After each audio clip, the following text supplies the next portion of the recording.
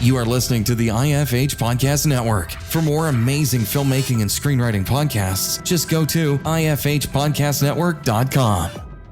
Welcome to the Indie Film Hustle Podcast, episode number 467. There are no rules in filmmaking. Frank Capra. Broadcasting from the back alley in Hollywood, it's the Indie Film Hustle Podcast, where we show you how to survive and thrive as an indie filmmaker in the jungles of the film biz. And here's your host, Alex Ferrari. Welcome to another episode of the Indie Film Hustle Podcast. I am your humble host, Alex Ferrari. Today's show is sponsored by Rise of the Filmtrepreneur, how to turn your independent film into a profitable business. It's harder today than ever before for independent filmmakers to make money with their films. From predatory film distributors ripping them off to huckster film aggregators who prey upon them, the odds are stacked against the indie filmmaker. The old distribution model of making money with your film is broken, and there needs to be a change. The future of independent filmmaking is the entrepreneurial filmmaker or the filmtrepreneur. In Rise of the Filmtrepreneur, I break down how to actually make money with your film projects and show you how to turn your indie film into a profitable business. With case studies examining successes and failures, this book shows you the step-by-step method to turn your passion into a profitable career. If you're making a feature film, series, or any other kind of video content, the Filmtrepreneur method will set you up for success. The book is available in paperback, ebook, and of course, audiobook. If you want to order it, just head over to www.filmbizbook.com. That's filmbizbook.com. And today's show is also sponsored by the Heart Chart Screenwriting Masterclass taught by legendary screenwriter James V. Hart, the writer of Bram Stoker's Dracula, Hook, and Contact, to name a few. His unique story mapping system will teach you how to get your script ready for production and the marketplace. To gain instant access, head over to bulletproofscreenwriting.tv/heart chart. That's HART chart. So guys, today on the show, we have Ben Sharrock, who is the writer-director of the new film Limbo. Now, Ben is an award-winning writer-director known for his unique style and cinematic voice. His work is visually striking, quirky, and intelligent. And I wanted to have him on the show not just to talk about his amazing new film, Limbo, where he shines a satirical light on refugees seeking asylum on a remote Scottish island, but we also discuss his origins as a commercial director, how that prepared him to work in feature films, and how he was able to get the money together, how he got a project like this together, which is not an easy sell for a studio or for financiers. So I was really interested to see how he got that done. So without any further ado, please enjoy my conversation with Ben Sharrock. I'd like to welcome to the show Ben Sharrock. Man, how you doing, Ben? Yeah, good, thank you. How are you? I'm good, my friend. I'm good. You are coming to us from the other side of the pond, as I always like to say, in Edinburgh. Yes. Yeah, that's right. Nice and rainy and miserable here at the moment. And here in LA, it's perfect, as it always is. But we have wildfires, earthquakes. So it balances out in the nature. Yeah. And, we've got our stuff. Yeah, we just get a bit of light drizzle. Yes, exactly. You get a little God spitting on you is basically what it is. Just a little bit, not too much. But man, listen, thank you for being on the show. We wanted to bring you on to talk about your new film Limbo. But I also want to kind of dive into how you got started in your journey as a filmmaker. So how did you get into the business? I took a sort of interesting route in, which is a little bit related to how I ended up making Limbo as well. But I basically started off with a degree in Arabic and politics. And then in my final year of that, I started specializing in Middle Eastern cinema. And that was really when I kind of made the decision that I wanted to be a film director. And, I think it would also, I should probably say that kind of when I was growing up as a teenager, I did a lot of theater, youth theater, and I actually grew up wanting to be an actor. And then that's kind of like disappeared as I went to university. But then, when I kind of started discovering all of these kind of, amazing Middle Eastern Iranian films, It just kind of changed my idea of what cinema could be. And then, so I decided to go to film school, made my kind of first short film directly after like my final year exams. I managed to get in. And then I basically spent a year at film school. After that, I got a job in Dubai working in advertising on the agency side. And then I was in Dubai for a year. But I kind of, I knew that I wanted to make films. I wanted to make feature films. I didn't want to be a commercials director. So I ended up getting a scholarship to come back to Scotland and do a Master of Fine Arts. And then basically directly after that, I made my kind of my debut feature film, which was, low budget, very low budget, pretty much zero budget, self-funded film, which was made entirely in the Basque language, which is in from the Basque Country in the north of Spain. Sure. And then basically that film it premiered at San Sebastian Film Festival, and then just kind of went on this big journey. And I ended up, kind of traveling around the world on the festival circuit, and it, did pretty well. And then that kind of launched me into the getting the funding to write the screenplay for Limbo. Now, I have to ask you, because I have friends from Dubai. Is it true that it is hotter than literally hell there? Like your shoes will melt? It is. It's so hot. But it's all the weirdest thing about Dubai is how hot it is at night. Yeah, that's what they're telling me. It's like obscene. Yeah. It's obscene. It's like 95. Yeah, it's so weird, and it really is like an oven. It's like that's the feeling. It's like a kind of like a fan oven. But yeah, it's the night heat though. I've never experienced that, and when it's so hot at night, just it doesn't even make sense to me. How the hell did a city build up around that? Like, we've built cities here in like Phoenix, which is obscenely hot. We're like 100, 110, and even LA. There's parts of LA that gets to 100, 110 in heat waves. But you guys are a consistent in Dubai. Like it was like a consistent like 115, 120 in the day. Yeah. Like your shoes melt. Yeah. Like your sneakers melt. Yeah. Yeah. But you can't go out during the day. I mean, it's like you're literally like you have to go from your air-conditioned building into another air-conditioned building, and that's how you live. So you can't really spend any time outside during the day at all.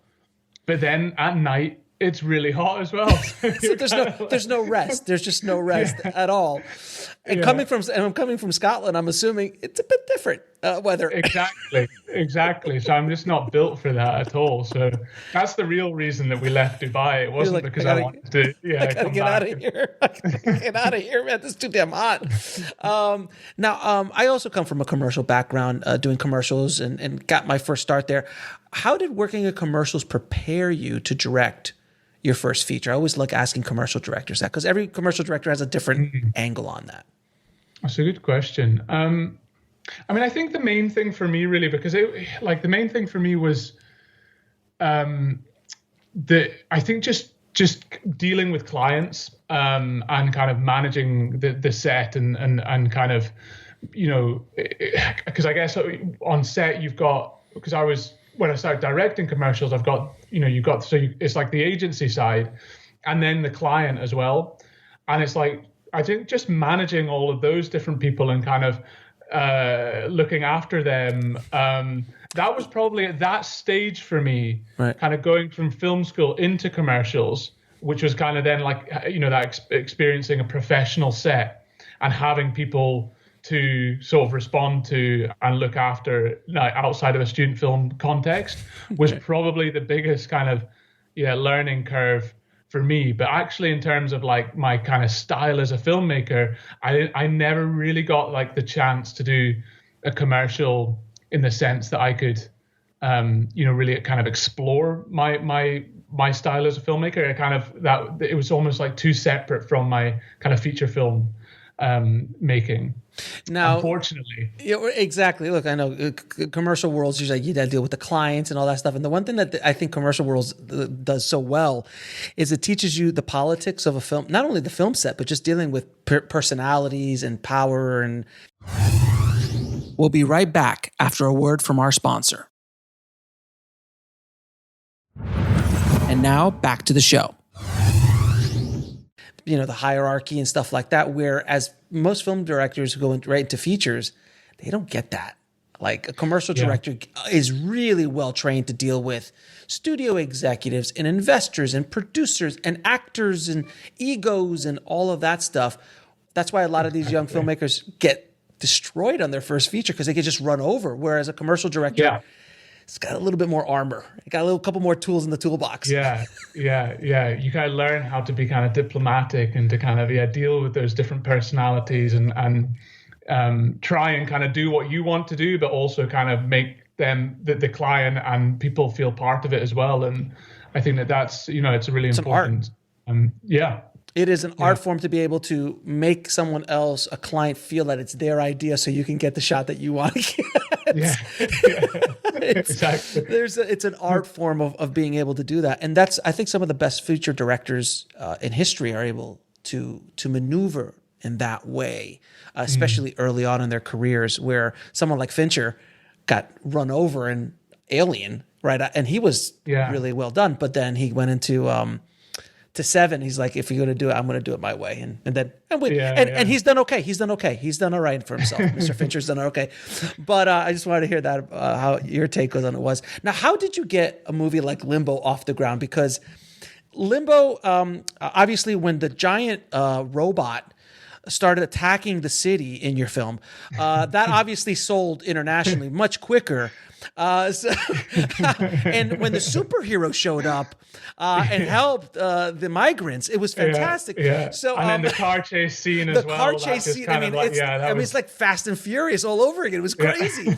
So no, but in all honesty, a film like Limbo in today's marketplace, I'm fascinated in how you were able to not only put that project together. How did you get the financing for it? How did it get out to the world? So how did you just get it off the ground? Because it is a challenge. Tell everybody what the movie is about, but it is a challenging storyline, to say the least.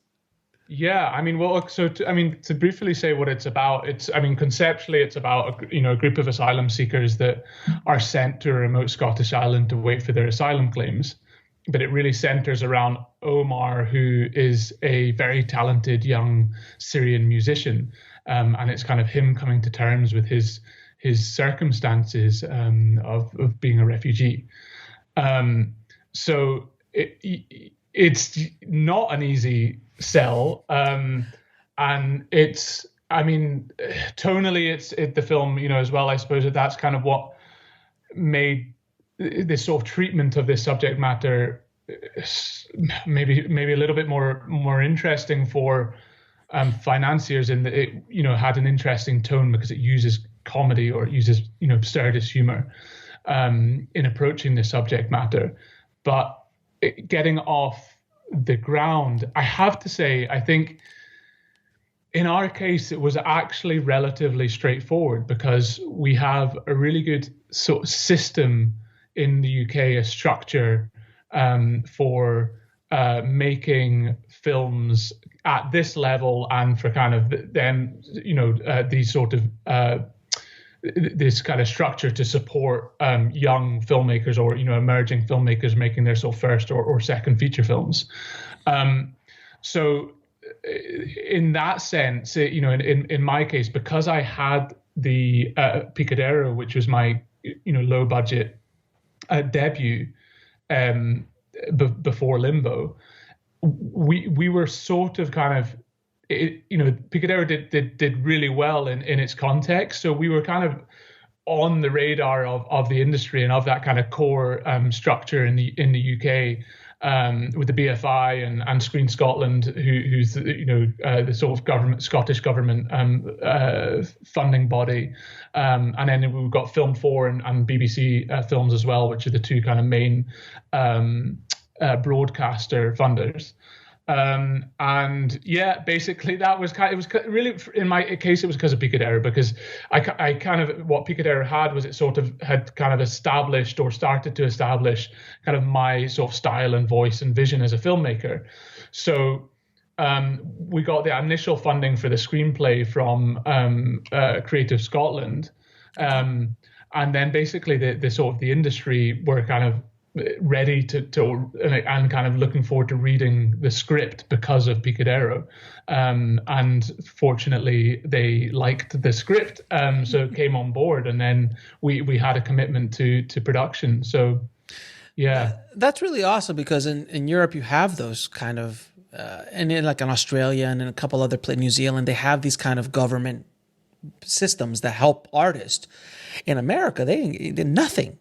There's nothing for us here. Like you got to scrap it up, you know. So a film like Limbo, you would have literally had to knock on dentist's door and said, "Hey, do you want to invest in a movie?"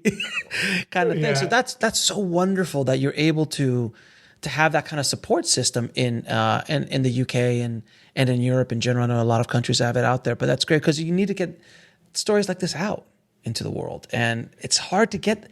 Like, it's very hard for an American filmmaker to get this made today. I mean, unless they have a lot of cachet or a lot of, festival. And even then, it's very difficult. So that's why I was fascinated. I'm like, how the hell did you get this out? Yeah, because it's more common in the US as well to write scripts on spec, right? Oh, absolutely. So it's so it's kind of like that kind of early development isn't as common there. So there's not kind of a buy-in at an early stage. It's kind of like, you got to have a finished script that's really been kind of worked on a lot, and then you need a finished script. You need stars attached. You need pre-sales already set up in distribution. You need to have a P&A budget already set up, and some sort of theatrical. Well, not now as much, but before you would need, like, do you have some sort of theatrical in place for a day and day? Like, distributors now want you to literally just do all the work for them. Yeah. As much as actually, we're just going to take 30% and not do anything. You're going to do all the hard work, and we're just going to put it out for you. And that's essentially. Oh, and you have to market it as well. And if you don't have an audience, it's even tougher. So like, like what? Like, what do you do? So I'm moving. I guess we're moving to Scotland. I guess we're just going to deal with rainy weather. I was thinking of making my next film in the US, but now I'm kind of. I think you should start it in Europe and maybe finish it out here. I don't know. Maybe cast it from here. I don't know. But now there's some scenes in the movie, the classroom scenes, which were completely absurd. They were just absurd in what was going on. Is that accurate? Is that what happens? And can you explain what happens in those kind of classroom scenes to the refugees? I mean, they're based on reality. So, I've definitely kind of heightened the absurdity of those scenes in the film, but they are based on real classes that take place in different European countries, but the ones that I came across were in Norway and Finland, and I came across a class in Germany that's how to teaches asylum seekers how to flirt with German girls. That should be a movie in itself. Yeah. So I mean, so they were really based on real cultural assimilation classes. And it's always essentially just the West's way of dealing with that, like the way, I mean, because you're coming from completely different culture, and it's just, I guess the West is trying to teach their way of doing. Is like, can you explain that a little bit? Yeah, exactly. And I think that's the thing and that kind of goes back. It's kind of like Orientalism and kind of this idea, like the construction of the other, which is this sort of very kind of Western approach to the rest of the world, and is and it's connected with British colonialism and imperialism, and it just goes back so far that there's this kind of idea that it just still exists, and that's really an example of that. And with these classes in Norway, obviously people are really patronized by this. It's incredibly patronizing, to have these sorts of classes, and they're compulsory in Norway in order to get asylum. And so it really is kind of, very kind of inherently absurd. It's completely absurd because I mean, some of these refugees might be like extremely well-educated people that just happen to be refugees, and you're like, this is how you talk to a German girl if you want to pick her up and flirt, and you're just like, it was very absurd. I love that scene. We'll be right back after a word from our sponsor. And now back to the show. By the way, I absolutely love that you have Friends in there. So there's a scene in the movie that the refugees are watching Friends, and then later that conversation about the break was so real, and that there was bootleg Friends seasons there, and the comment was like, what was it? The comment was like, "Can you get why couldn't we get a mattress?" It was like, "Why couldn't you get a mattress?" He goes, "No, that's very high in demand. I got these Friends CDs." A coat. A coat. That's what it was. I'm sorry, it was a coat. Yeah. Why didn't we get a coat? Well, it's very high demand. But Friends CDs, DVDs everywhere. And it really is like I've lived in the U.S. all my life, and it's like we do truly our number one export is our culture, is that dream, and when you see, refugees from Syria watching Friends and just like getting into it. Like, because I don't see now, maybe a little bit more with Netflix, that you kind of see a little bit more international stuff coming into our feeds, but Americans are just so, it's all we have no reference point outside, where the rest of the world, that's all they have is like American, that American, like we were talking about before we were talking like the comeback story about how we were, before we weren't doing really well in the whole vaccine and the whole COVID thing, and now we're leading the world in vaccinations, and now we're like exporting out vaccines to India, and we're it's the Rocky story. It's the Rocky India. It's America. That's what America's good at. We're good, but we sell that. I always say like America's great at selling the sizzle, but they're not really good at selling the steak. Because the American dream sounds fantastic, but the actual American dream is very, very difficult, if not impossible for some people, depending on where you come from. I don't want to get into a larger conversation about immigration because that's a whole other podcast for another day.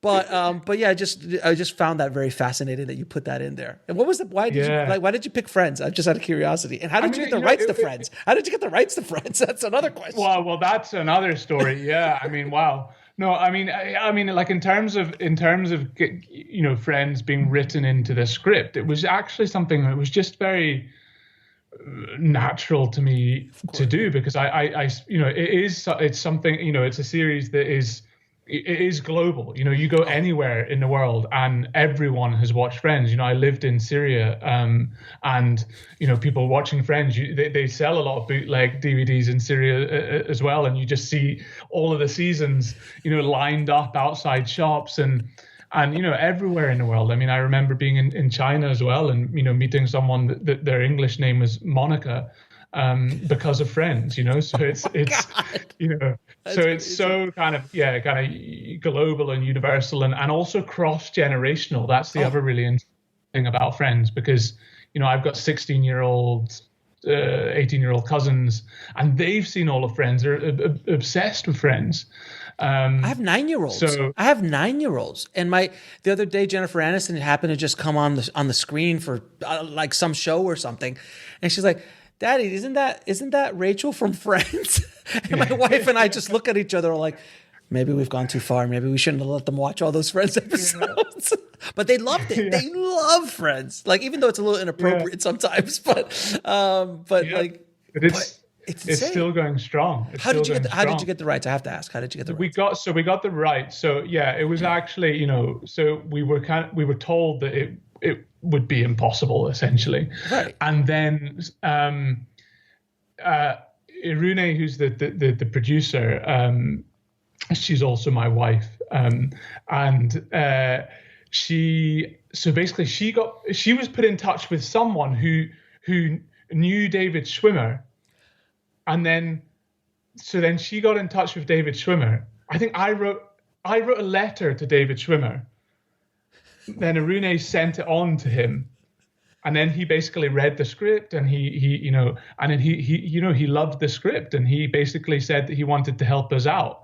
And he told us that basically we could have scenes with him in it, because he could give the rights, like he could help get the rights to the scenes with him in it, but we wouldn't be able to get any of the scenes with any of the other friends, characters, right?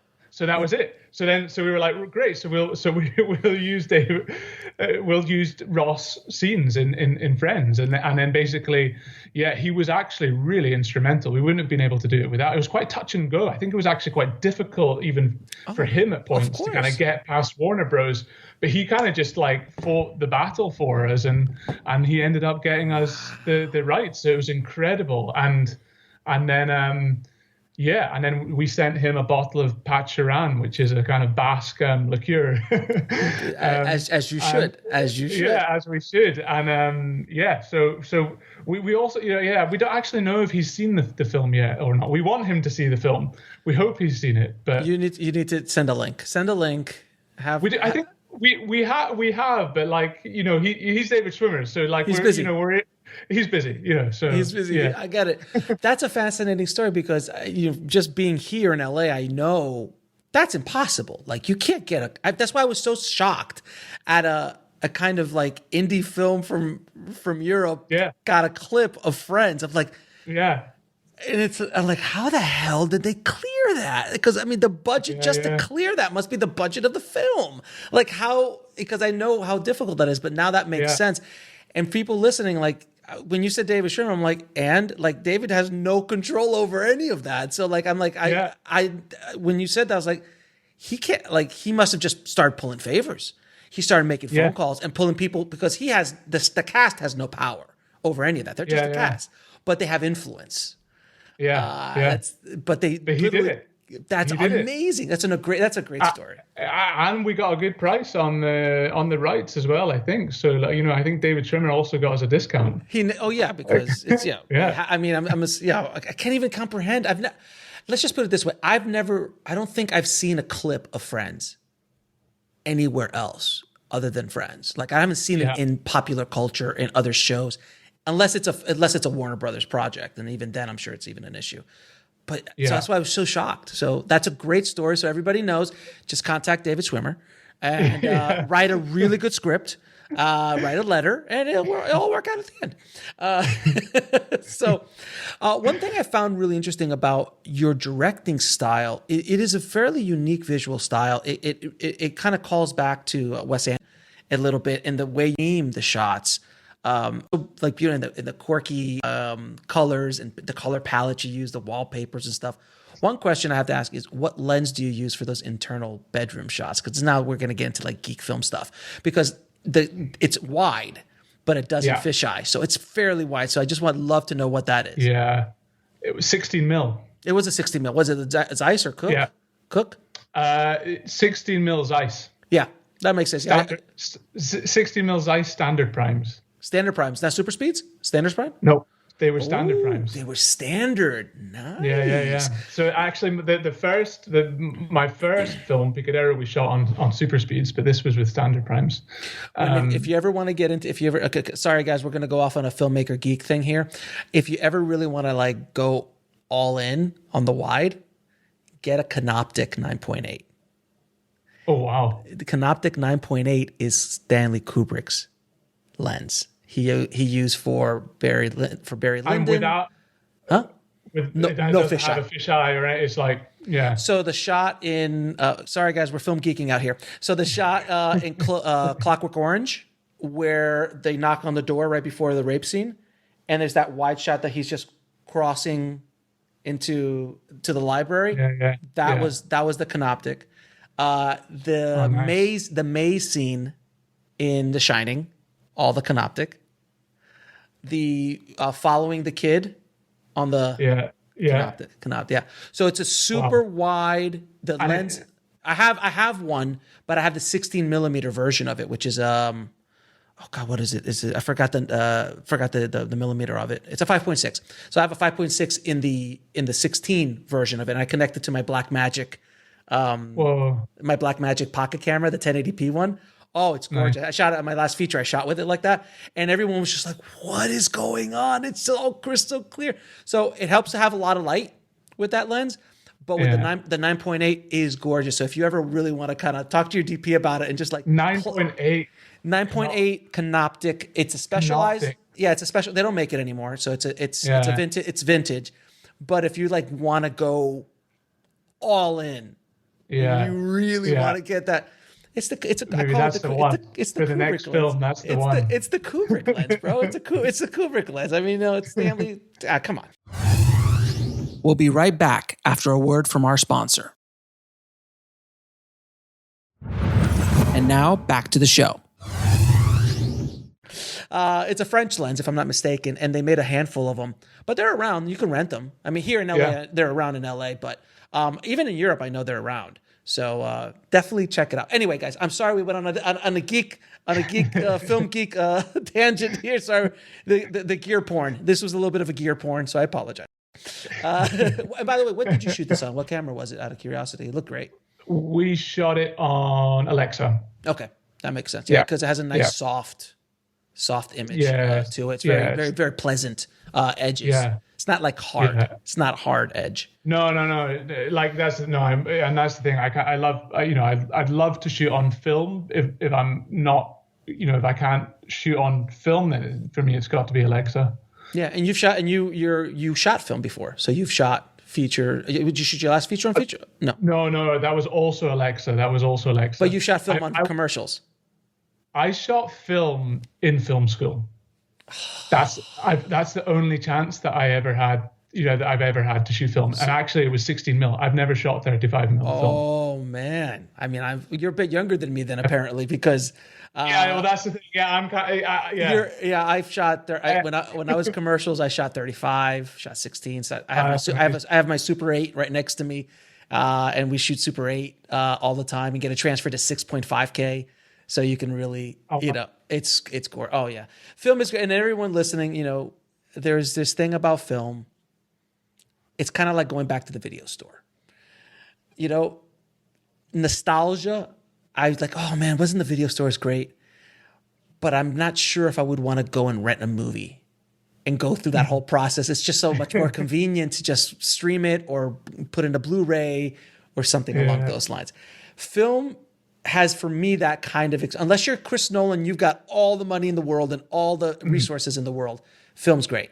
And if a specific kind of project, then film is awesome. But there's something, for me, the smell of the can, the smell of the celluloid. I just went back and retransferred all my old 35 I had lying around for like 20 years to retransfer it, to rescan it at 4K because I wanted to go back and like recolor grade it. And then I put it up on the monitor and I would see every little bit of dirt that went through every little, I'm like, oh my God, it looks awesome. Nice. So there's things that you can do on film that you just can't do in the Alexa, but 95% of the time, the image is fine. But if you ever want to play, it's awesome.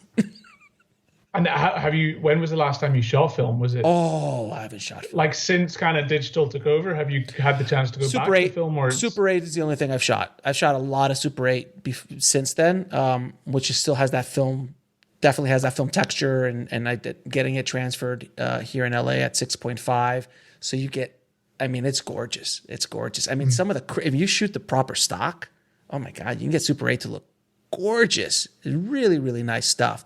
But I haven't shot 35, 25 years probably. I haven't shot. So I'm not sure when I would shoot it again. Like I don't know if I would shoot a feature unless it was. I just need a lot of resources. You had Chris Nolan's budget. You want to shoot IMAX, brother? That's great, Chris, for you, man. I love it. Yeah, JJ, you want to shoot Star Wars and great, but for the rest of us on an indie budget,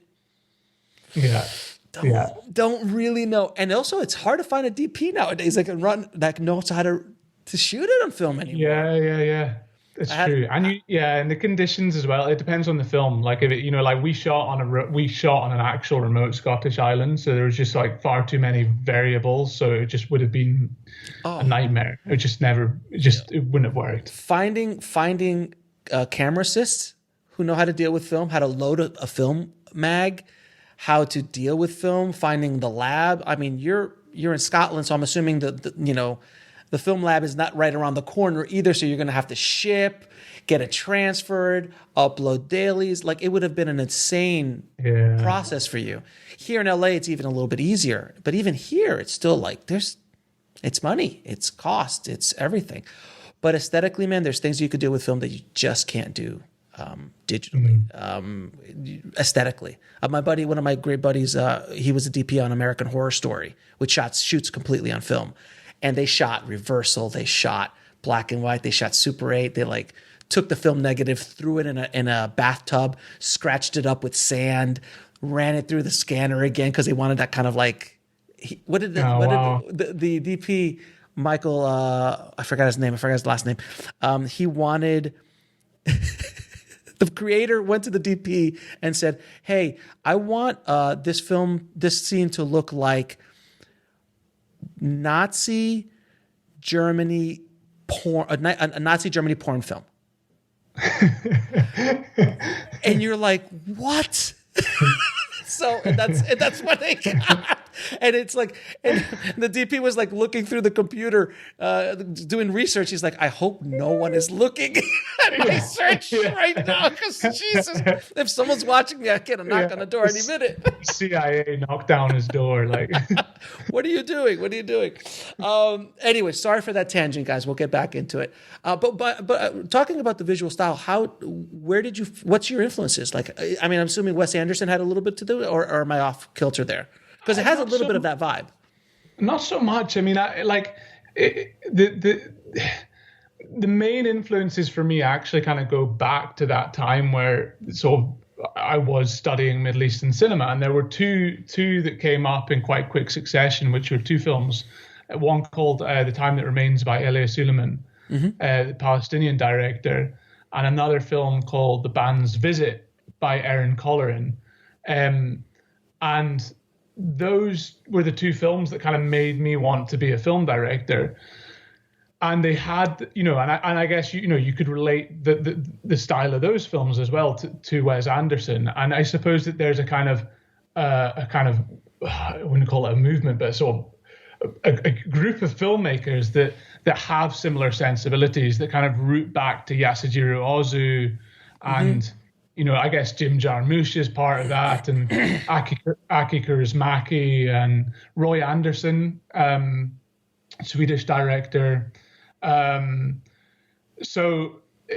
once I kind of like started to sort of find these directors, I suppose I would like look for more that were like that. I think Fernando Mbeki, the Mexican director, as well.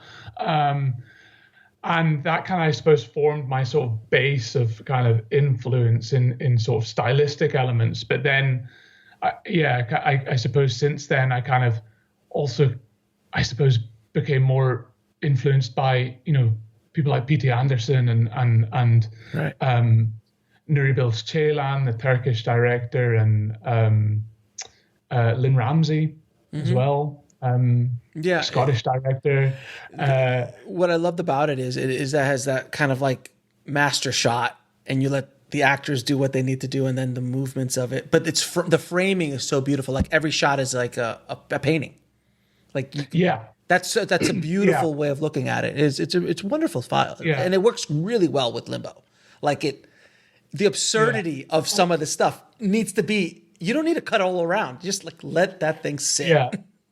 And I think that's the thing, is that a lot of the humor is coming from the style of filmmaking. So it's coming from the composition. It's coming from the lens choice. It's like using that wide lens on a close-up creates an element of absurdity and humor in the way that it sort of lenses the faces, and using color, as you say, kind of creates that sort of playful feel. So it's actually kind of like really imbuing the film with this sort of undertone of humor, but then playing things very straight.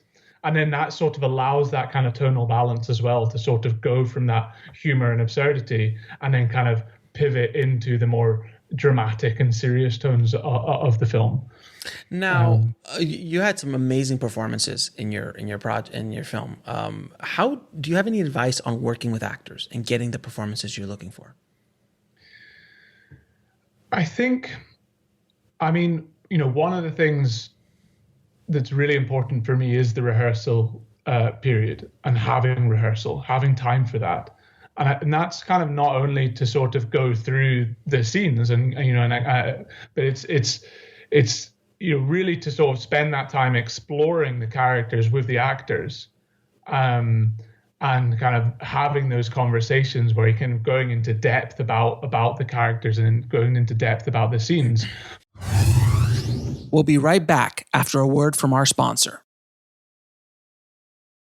And now back to the show. Also, just building a relationship with the actors, as a kind of, and that ultimately that's, for me, is like, if you kind of build a relationship of sort of trust, and where you can sort of have this sort of open collaboration, then it just kind of makes everything so much easier. So I think that was one of the things that was really key in Limbo, was that, we had a really good team, and I had a really good relationship with the actors. So it kind of almost, felt like being on set with friends, and you're sort of building, and also, very sort of clear with kind of my vision for the film, but it's like sharing that vision, and then we're kind of working towards the same vision. So we're not kind of pulling in different directions. And even if there is questions and there's sort of a difference of opinion, that relationship is there. So we can have a very kind of, very open and normal, conversation about these things. So, I think that's kind of one, kind of a major part of it, is really just like anything. It's like any kind of relationship, and any working relationship is to kind of have sort of communication and trust and openness. Do you feel that actors, I found this to be true. I'd love to hear what you think, that actors need to feel safe. They need to be in a safe environment where they can perform. If they don't feel safe, or if they don't feel that the director has their back, that is when you start getting the grind or the fight back or the pushback. Exactly. They become protective of themselves. Like, well, this guy or gal is not going to protect me. I'm going to protect myself because I'm on the screen. So is that fair? No, 100%. And that's the thing, because actors are putting themselves into a very vulnerable position. And I think that's why it's kind of, that you want to create a safe environment for them to do their work, and also value them. Like I think that's the other thing that can happen, is that kind of actors like sometimes can feel undervalued, and I think you do get sort of different directing styles, and maybe you get directors that are more comfortable dealing with the camera than dealing with the actors, for example. Right. But and it's like, I think that's the thing, is like the actors are so important. It's like they are everything. It's like they it's like, it doesn't. It's like, so, and I think that they need, or needs maybe the wrong word, but it helps if they feel that you value them, that you value and see how important they are, and how instrumental their craft is to creating a good film. To create, and that's it, because it is a craft, it's a skill, it's as much as, a cinematographer, or the other elements. And I think that often actors kind of, can be treated as almost as if it's like an afterthought. It's like, okay, so we've set everything up, we've done everything now, okay, go and do the, dance monkey, dance monkey, exactly, dance monkey, and deliver I think the lines. You deliver the lines the way I said it in one take, and we're done. Okay, because you're not really that important. You're that vase in the background is much more important than you are, and that's when problems occur. Without questions. No, a lot of times, look, in our industry, especially in the indie film world, what is sold to us by the companies and by marketing is all about the gear and the 15K and the 30K and the new lenses and the old lenses and the this and that. And what they talk about a lot of times when they talk about someone like Kubrick is what like you and I just geeked out a bit about like, oh, he used the Canoptic 9.8 and he got this shot, or what was the lens that he used for HAL in 2001? And like, that's all cool and part of the process. But no one, and that's sexy. That's super sexy. That's like the sexy part.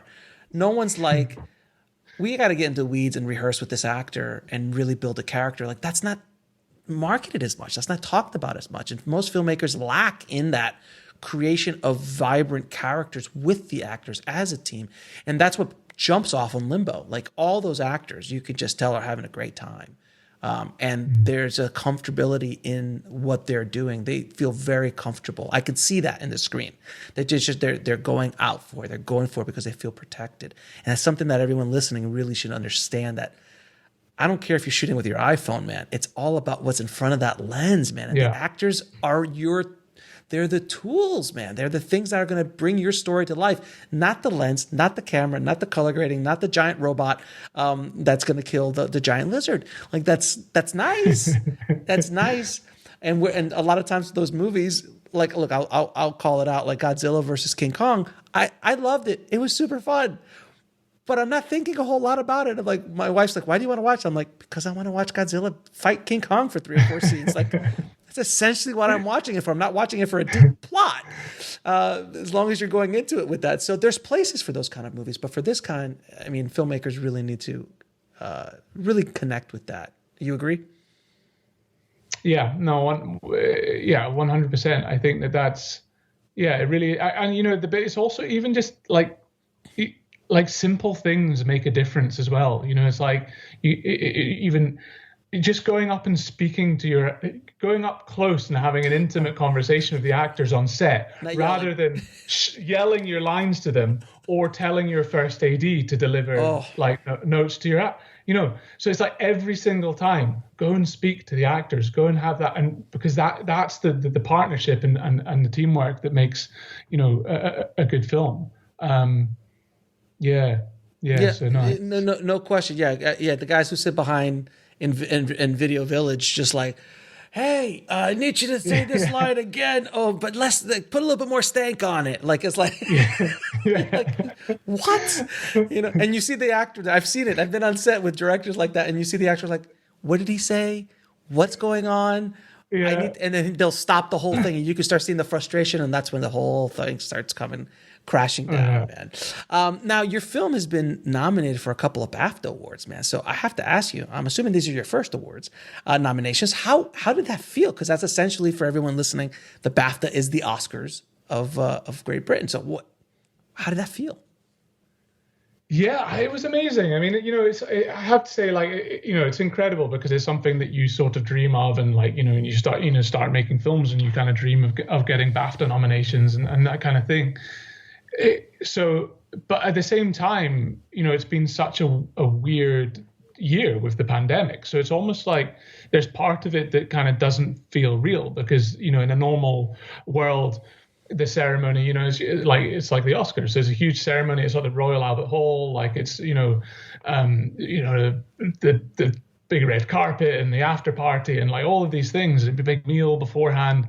None of that happened, So it's like, so it's almost, it's getting the nominations, and then we're just kind of on Zoom, like, watching the ceremony, and then it kind of like dressed up at home and right. It's so weird. It's so like, weird. And it's just, and then it kind of passes, and I think that it's been a kind of a year of that a little bit in general, because the first sort of big bit of success that we got was when we got the Cannes selection, and that was cancelled, and so we just kind of got the Cannes label, and then since then it's just like that with every it's like we got into Toronto for the premiere, but we weren't in Toronto, we couldn't travel to Toronto, again it's like a big deal to have the film premiering there, but so by the time the BAFTAs came around, it's just this very odd thing where you sort of, obviously it's amazing and you kind of really value that, but at the same time, it's kind of bittersweet, and it doesn't feel fully real. I don't know if ever will, or if they'll invite us next year, when they have the actual ceremony, or I don't know, it's kind of, it's a weird time for everybody. I mean, I know people who won, that are winning the Oscars that just happened a little while ago. Yeah. Like they just like you don't really, it's not the thing. Like I know filmmakers who got into South by Southwest, which is a huge deal, and then they canceled it. And you're just like, what? I've been waiting all my life to get into this, and they cancel it. I mean, we get the moniker, we get but we can't fly there, we can't really screen there. The distributors aren't going to be looking there, all that kind of stuff. It's pretty mind blowing, honestly. It's pretty mind blowing. But look, you still got accepted into Cannes. You still got accepted into Toronto. You got some BAFTA awards. When everyone 20 years from now looks back, that's all they'll see. They won't know that you didn't go. We'll be right back after a word from our sponsor. And now back to the show. Yeah, it's true. Yeah, I won't have the memories, but I'll have it on my IMDb page. You'll have it on, and really, truly, that's really all that matters. Not life experiences. It's all about the credits and the awards on the IMDb page. That's really all that matters. Now, I wanted to ask you, what do you hope that this film does in the world? Because it is touching and talking about a very serious issue. I feel, about refugees coming into other countries. It's happening in our country very famously, happening now in our country, and it's happening all over the world. But I feel that it's only going to get worse.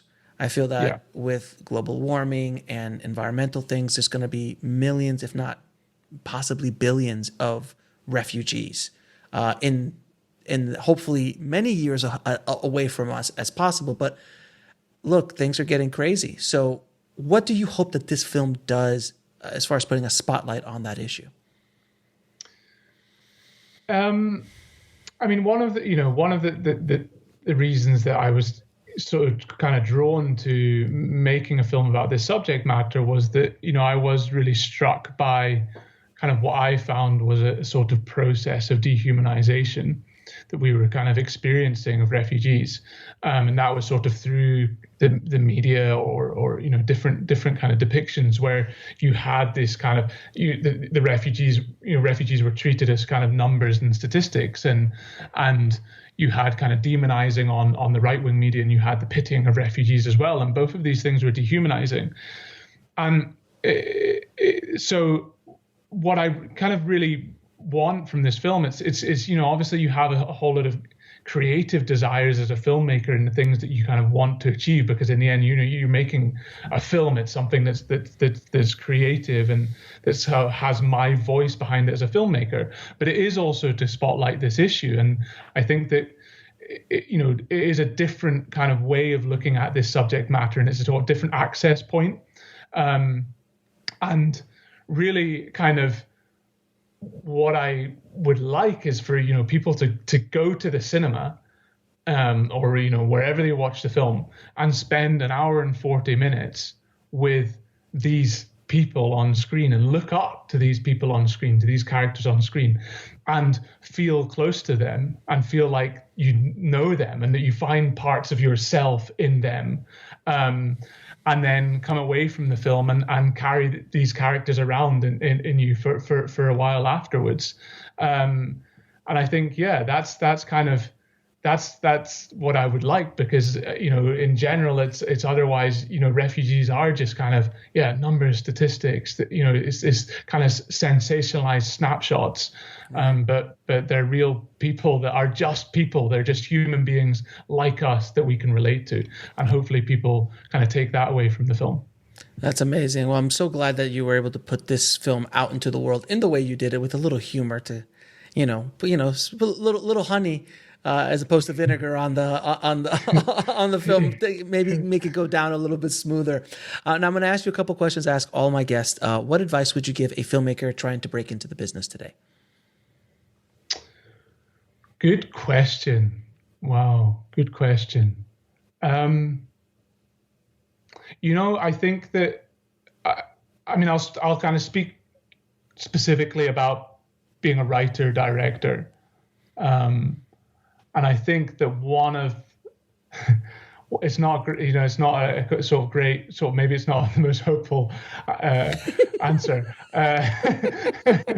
But what I always say is that basically you just have, like, you have to just write. You have to write the screenplay.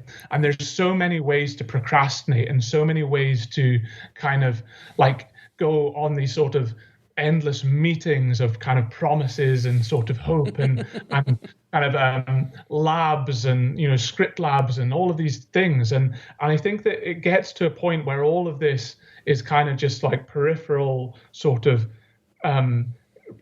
just other ways to procrastinate, that in the end, if you have something inside of you where you want to write a screenplay and you want to make a film, really all you can do is write the screenplay. You've got to put yourself in the chair, sit down and put the hours in, and that's it. Spend the time in the saddle and write the screenplay.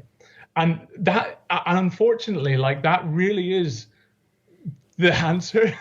That's the first thing that you can do to break into the film. If you want to be a writer director, is just write the screenplay, and that's it. There is no other. That's all. You need the product. Write as much of it as you can, as much as you can, as many as you can. And it's painful. That's the other thing as well. It's not easy.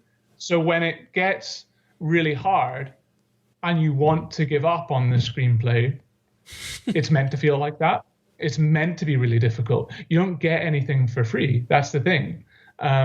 It's to work in the film industry and kind of make money from making films. It's a very privileged position to be in. So you don't get that for free. It's a lot of hard work and a lot of hours, and in the end, you kind of just gotta put the time in, and it's going to be difficult and it's going to be painful, and you're going to want to give up, and you just kind of have to sort of push through it and keep going and keep going. So you obviously are not going to be the marketing wing of the filmmaking dream, obviously. So this is not the way we pitch the deal. It's horrible branding. What it is all you got to do is just show up to Hollywood and they just give you money. That's what's been sold to us here in the States for the longest time, and it seems to be working out.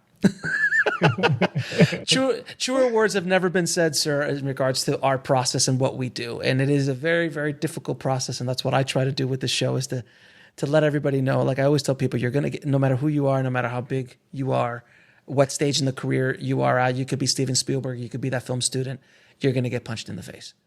You're going to get punched in the face in one way, shape, or form. Something's going to happen. You're going to get punched in the face. The problem is that most filmmakers don't even know that there's punches involved. And when they get the first one, they're out. And they're knocked out cold, and they don't come back out after it. So I'm trying to prepare them to let them know, look, you're going to get punched. Now learn how to take the punch and keep going forward. Keep taking the punches and keep going forward. And then eventually, when you get a little older, you learn how to duck a little bit. You learn how to weave. And occasionally, you'll learn not to even be where the punch is being thrown at all. You're not even in the same room. So occasionally, you'll do that. But no matter who you are, you're going to get punched. So that's great advice. Pretty good. Now, what is the lesson that took you the longest to learn, whether in the film business or in life? Oh, I think that, the lesson that I'm still learning is how to switch off.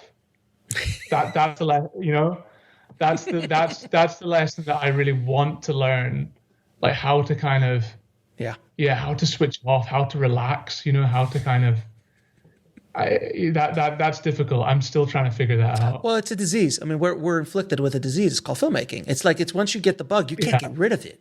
It can go dormant for decades, but it always comes back. It's like this craziness. I still remember talking to filmmakers when the pandemic hit. First things that go through their mind, like, how are we going to shoot a movie? I'm like, dude, the world is coming to an end, and you're talking about shooting a movie. This is the insanity of filmmakers. Like, that's how we think. It is. It took me a long time, by the way, to learn that lesson. To be able to shut it off. It was my wife to help me with that. Yeah. Because if it was me, I would have been on, and I was 18 hours a day, all day, every day, working on something online, working. It was just like this obsession that just kept going. Yeah. And then when you're not working, it's like putting the pressure on yourself, like feeling that you should be working, or that you can be doing more, if you're not kind of breaking through with your screenplay or whatever, like that. You then, you're putting that pressure on yourself, and you're feeling, so it's yeah, that's a guy that I'm still kind of figuring that out, like how to do that. I figured I think video games help. You're talking like an addict. Did you hear the words that are coming out of your mouth? You sound like an addict. You're like, when I get the itches, when I get this, I gotta, video games help. That term is like, that means there's a problem. It's so wonderful. Like, occasionally walks. I do a walk every once in a while just to kind of, it's like, it's so funny, but it is an affliction that we have been blessed and cursed with all at the same time. And I know that feeling that you're talking about where you're like, I should be writing something. We'll be right back after a word from our sponsor. And now back to the show. I should be watching a movie and analyzing it. I should be figuring out, I should be making a phone call. I should be trying to do something. I should be trying to get a project off the ground. That kind of energy is something that happens, especially when you haven't broken through, especially when you're still hustling and trying to get your career off the ground. It is an affliction. It really is. I finally found the way to chillax about that to a point where now I'm just very mellow about it. And that's also age, dude. It's just age. It's just time, man. As you get older, you just start figuring out things that are more important in your life and things that interested you in your 20s and 30s. When you get in your 40s, you get family. Things just start to shift a little bit, So if you're in your 20s, enjoy it because it goes quick. It goes quick. And last question, 3 of your favorite films of all time. Oh, 3 of all time. Oh, wow. I hate these questions. 3 that come to mind right now. Okay, so I'm gonna say those 2 films that I said earlier on, because those were the 2 films that kind of made me want to make films. So The Time That Remains by Elia Suleiman, and The Band's Visit by Erin Colleran. And then I'm gonna say, what am I gonna say? Greatest. Okay, I'm not gonna say Greatest of All, but I'm gonna say a film that I kind of go back to. It's actually probably the first screenplay that I ever read. It's actually Good Will Hunting. Yeah, I love Good Will Hunting, man. I'm gonna say that. That was, it was the first script that I read that I kind of saw the film and I was like, I'm gonna read the script. When I was just kind of like. Did you buy it? Did you buy the? I bought it. The book, because it was selling the script. They sell the book script of that. They had Pulp Fiction as well, so they had Pulp Fiction's book as well. There was a handful of those back in the '90s that you could buy them like that. Yeah. Nice. That was a good script. That was a great script. That scene with Robin Williams on the bench. Oh my God. Yeah. Oh, it's just he won the Oscar in that scene. So the one with Minnie Driver as well. That was great. It brings me to tears every time. Like really. I'm a crier. I cry at films all the time. I don't know. And at the ending, like I gotta go see About a Girl. Like it's just like so brilliant, so well put together. But Ben, man, thank you so much for being on the show, bro. It has been a pleasure talking to you. Thank you again so much for making Limbo and putting it out into the world. And I hope it changes the conversation a bit. I hope it changes people's perception a little bit about that problem with refugees. And it's a problem that's not going to go away anytime in the near future. So hopefully you've done some good in the world as a filmmaker. So thank you, my friend. Thank you. Pleasure talking to you. Thanks for having me. I want to thank Ben for coming on the show. Thank you so much, Ben. If you want to get links to anything we spoke about in this episode, head over to the show notes at indiefilmhustle.com/467. And if you haven't already, please head over to filmmakingpodcast.com and leave a good review for the show. It really helps us out a lot. Thank you again so much for listening, guys. As always, keep that hustle going. Keep that dream alive. Stay safe out there, and I'll talk to you soon. Thanks for listening to the Indie Film Hustle podcast at indiefilmhustle.com. That's INDIEFILMHUSTLE.com.